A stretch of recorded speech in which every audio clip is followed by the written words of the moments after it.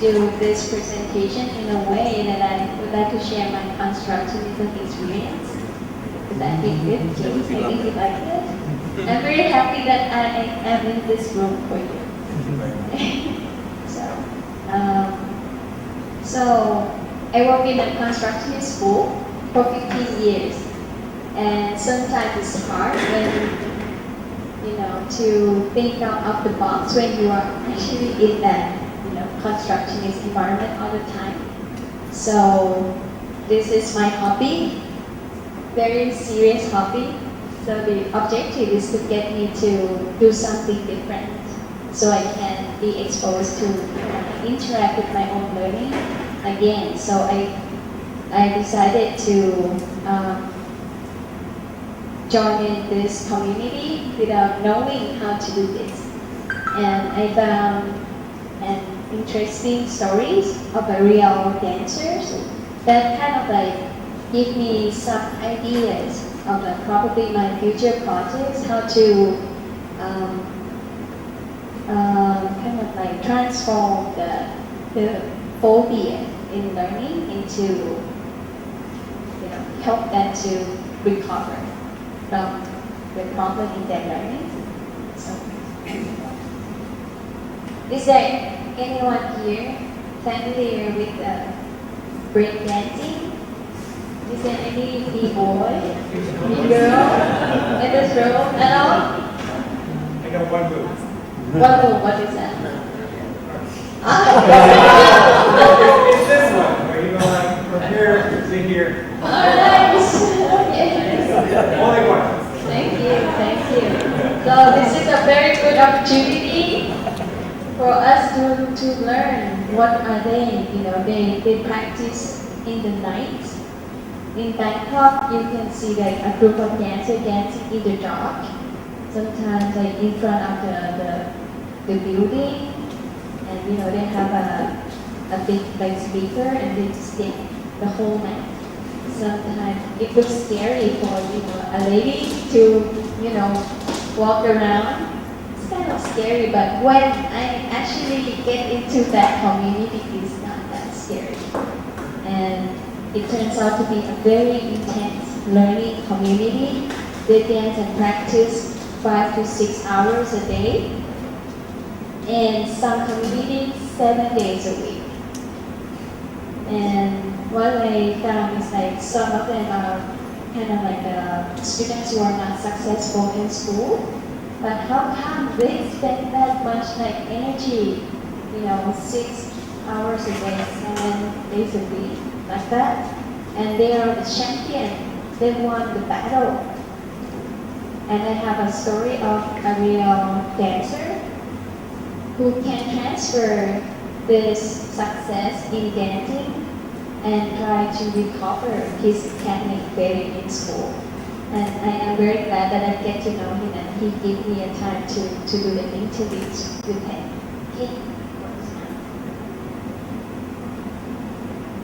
So this is my passion. I actually do dancing, and it's been 30 years. I never stopped dancing. So pretty much I spend a lot of time doing the Thai classical dancing. So I have been exposed to Western dance in just only 3 or 4 years ago. And this is my half-cake selfie to show you that this is a space that I went to. It's dark at night, and I feel bad to just take pictures when they are practicing without asking them permission. So I just would like to show you that they are dancing over here, and at the Karamsi street in Bangkok. And this is a small speaker that we are using. Sometimes I have to help them fixing. It's kind of like a cheap one, and very easy for them to just like bring a cheap speaker there, turn on the music, and practice for the whole night. So this is my reflection on that day. I said that the field trip that I have been going for almost a year and a half until now, where I can meet nice people who have a passion about doing something. They practice sweating, smiling from their eyes, and cheering from their hearts. They can dance like a marathon, like 5 to 6 hours. There is no grading, no discriminating between experts and novices. They are so tired, but somehow it's kind of like spiritual fulfilling for all of them. So that's kind of like very interesting space to study. So I actually spent time with this community since May 2013 until before I go to school, June 2014, 13 to 14.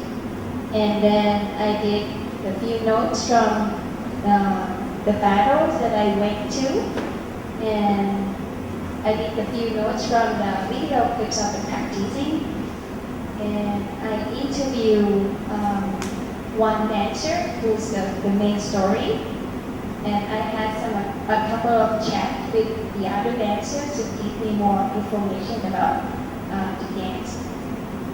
And as I did try to do dance by myself, not very good.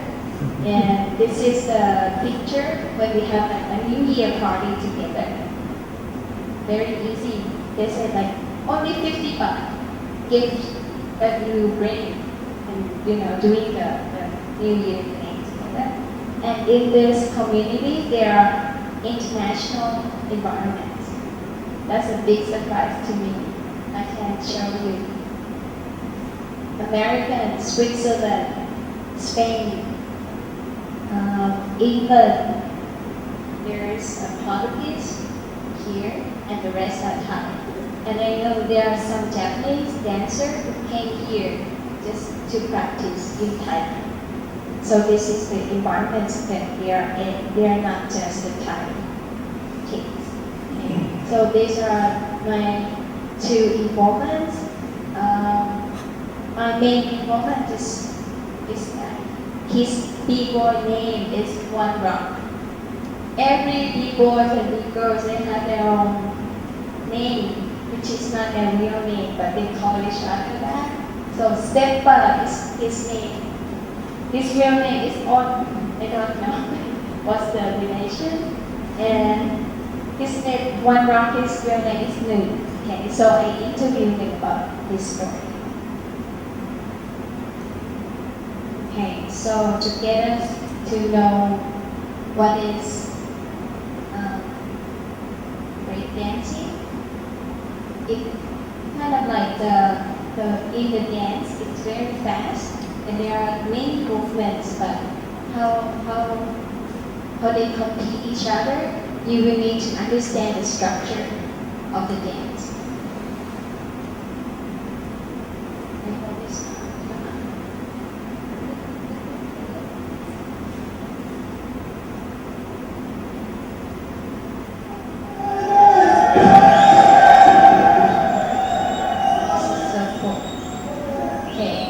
This is the example of the battle. There are two sides, and this is kind of like the MC who kind of like help controlling the situation. So at the beginning, the dancer will start off with some top rocking, which is like the stand-up posture, like that. This is still top rocking. And then they will approach to footwork. This is the footwork, kind of like all the dance on the floor. And this is the power move. The power movement where they do like head on the floor spinning, or actually the one that you just did is one of the power moves. And then at the end, they're gonna stop the dance with freezes, which they can design their own freeze to kind of like stop the dance. See, this is the top rocking footwork. And all this, they can practice, but pretty much they have to do like improvise in that time. And the dance interval is not over 40 seconds. this is the area. So see the freeze at the end, and the other side will come out. And this is the battle in team. So there is no real order who's gonna go first or second.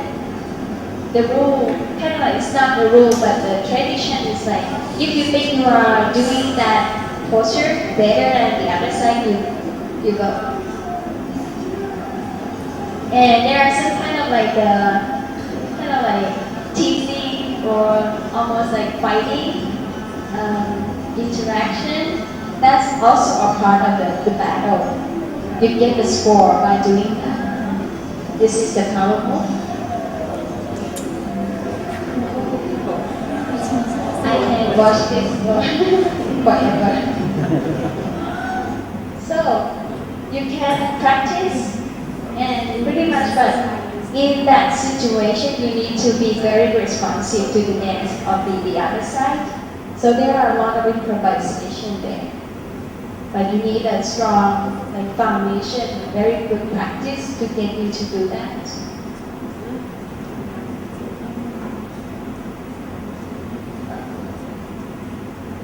So basically,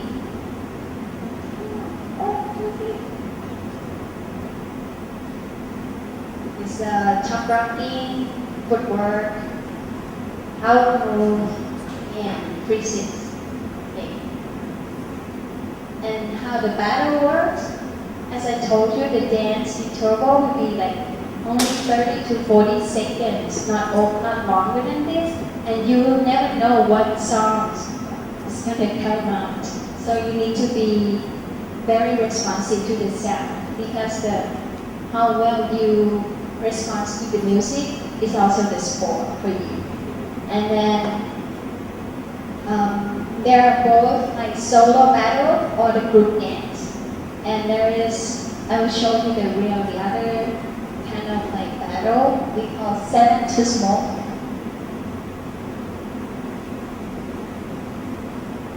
7 to smoke is a very intense battle. The rule is like there is a 20 minutes of dance. And you need to win 7 times to be the winner. You need to beat 7 people in a row to be the winner. So the dance continues like that. You need a very, very strong body, very good training to be able to do that.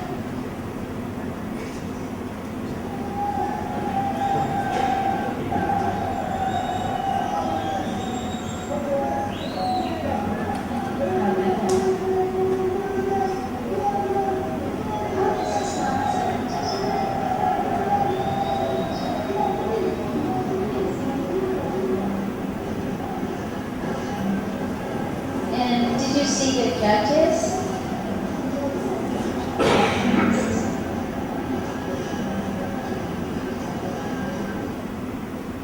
I would like to show you how the judges work. So that's kind of like related to the assessment that I would like to connect to later.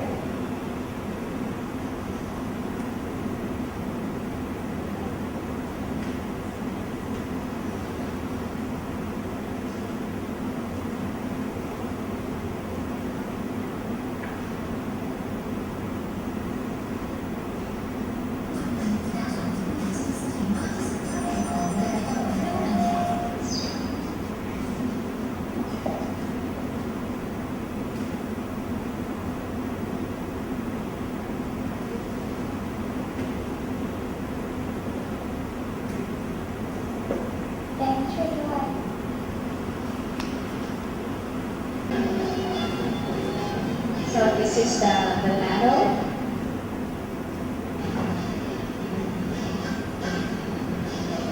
This week I would like to show you how the judges work. These are the judges.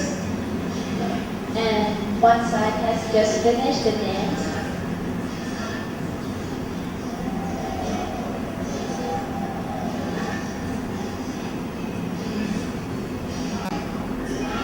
So the judges will be there, and then right at the end of each round, they would just like point, like you're the winner, or the other side is the winner. So the assessment is just that part. So 7 to smoke is you need to win 7 times in a row to be able to get into the next round. So just to tell you that how much practice do they need to be able to perform that on that looks like fun, but it's a very, very hard work. So what they do,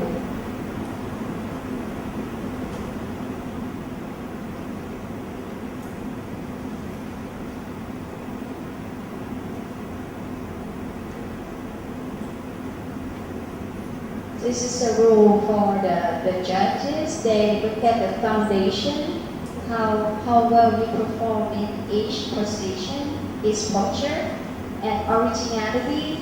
You need to, like design your own dance, your own personality into the dance. And the other one is dynamic, how well you respond to the music, and how well you design your dance to correspond to the music.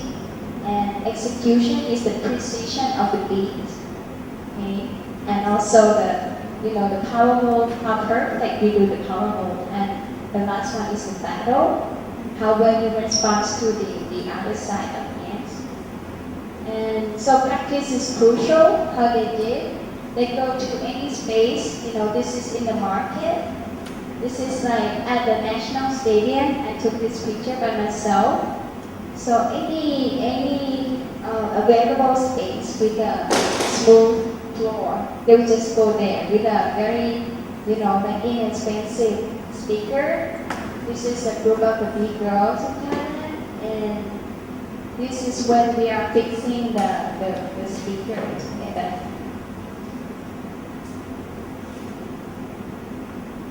The other thing, which is very, very amazing to me, is like the tradition of the battle. This is like the battle on stage. And there is another activity running at the same time we call cipher. Cipher is the circle of practice in the battle event. So there is a competition, kind of like to me, it's like the exam and the practice at the same time. And the way the dancer do on that day is like they enjoy practicing in the cipher and then jump on the stage for the competition and then come back to cipher. So it's kind of like 5 to 6 hours of continuous dancing. So to me this is a very intense like practicing and learning. So what I see is that from the interviews, many dancers said that what triggers them the most is how difficult it is to do this. So they don't need something easy.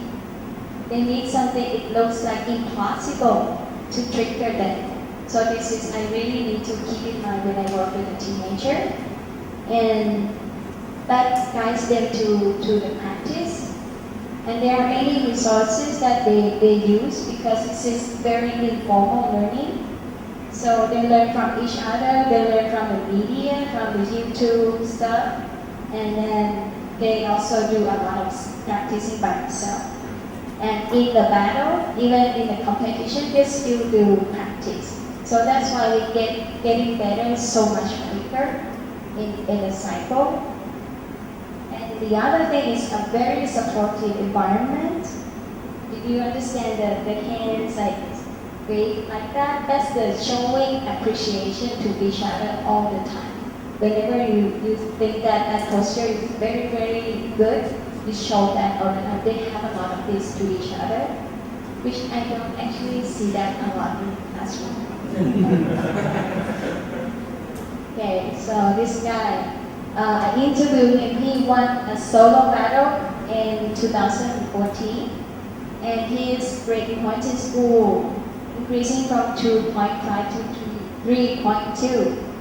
And I asked him why did that happen, and he said, dance is very difficult, and at some point of time he think to himself that why didn't he put this effort into his school? And then that's why he started to, go back to the same school and study harder.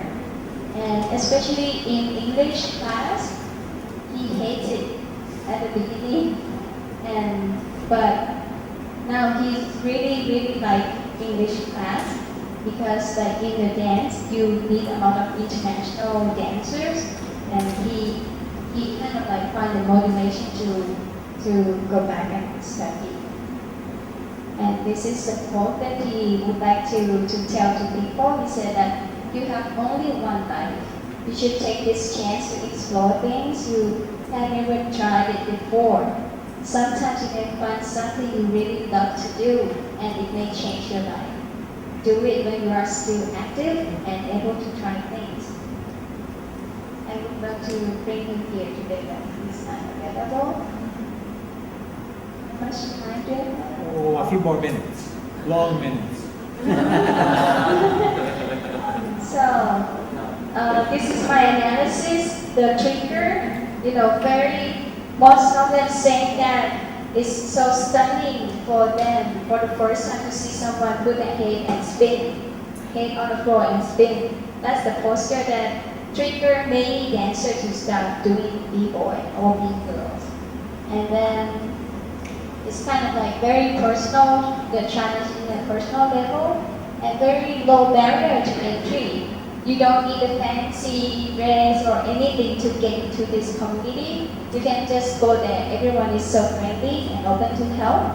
There was one that I practiced by myself, and then I have like 6 professional dancers around me trying to fix my poor dance. I feel like, oh, okay, but this is a very rich learning environment and equity for success. What happened is that even you are the new face in an area, you can be the winner. If you practice hard enough and if you perform well in the battle, so there is a chance for the newcomer to be the winner. And this kind of like reinforce everyone to practice even harder.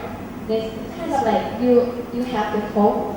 But in classroom, if you are in a class of 35 students and you're ranking the exams like 20, it's kind of hard for you to hope that at some point of time I'll be number 1 in this class. But this is not happening in this community. It's so dynamic. Everyone gets a chance to be the success person. And this is like the powerful learning environment. I told you that they have kind of like a very rich learning environment. There are a lot of experts around you that you can learn from. And then they pretty much using the personal relationship to connect to the experts. You need to be friendly to be able to be a good dancer, because you get to talk to different people who will teach you how to be a better dancer. And victory in the process rather than the final product. To win the battle is not as important to them as to win themselves in each practice. So this is very impressive for me.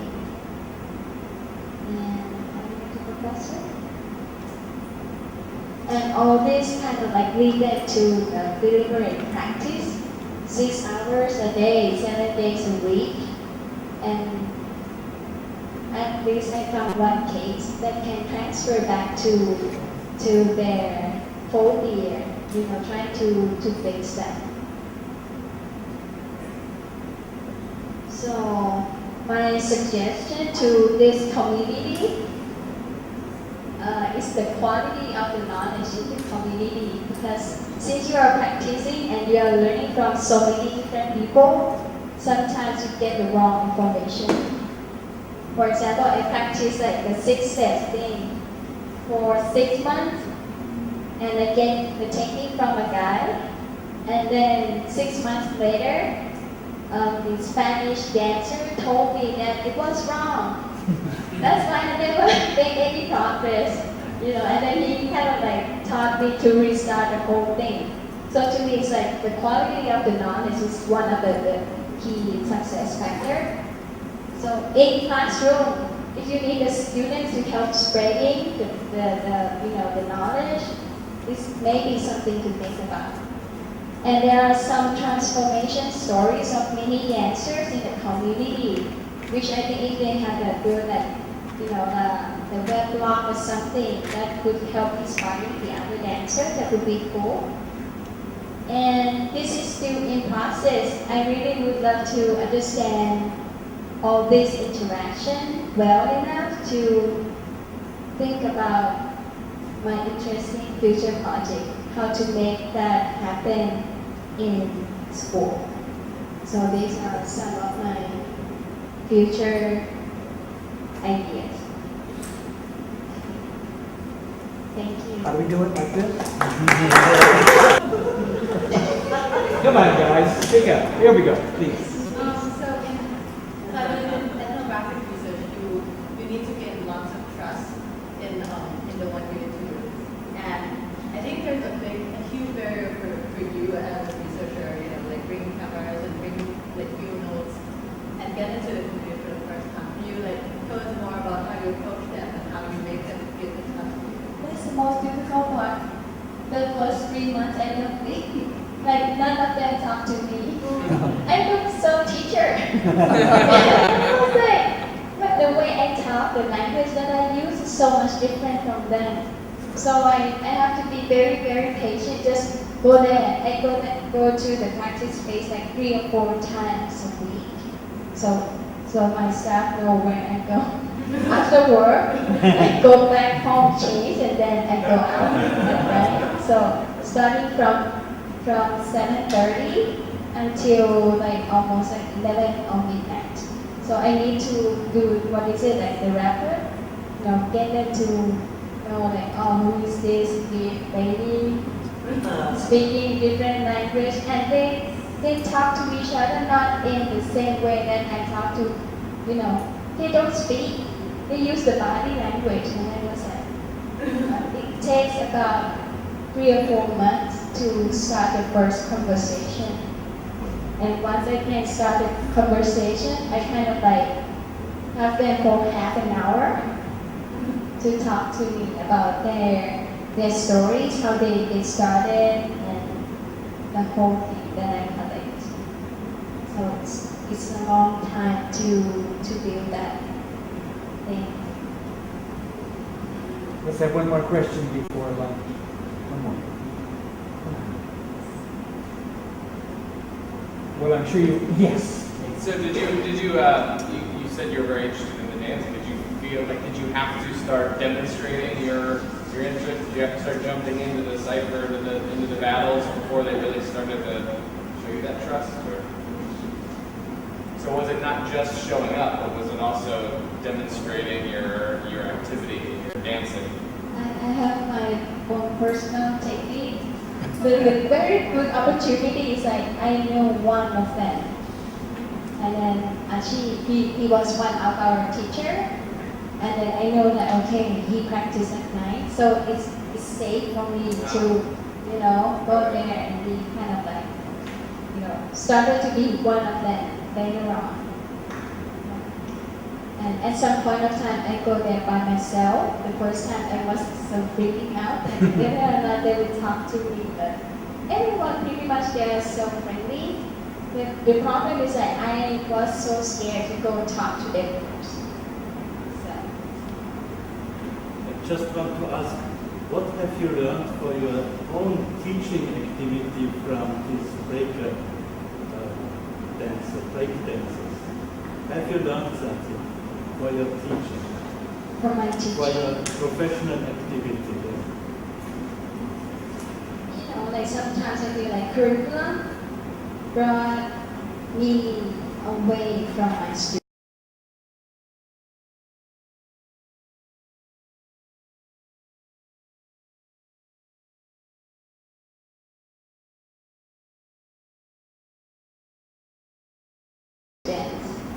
And one lesson learned is you need to understand their language how they play, and to actually fully understand them before designing the activities. That's one thing that actually really kind of like slowed me down from thinking that, okay, this is going to be a cool activity, but I need to understand from the student's point of view. So I'm still processing all those data. It's like we're talking about lunch.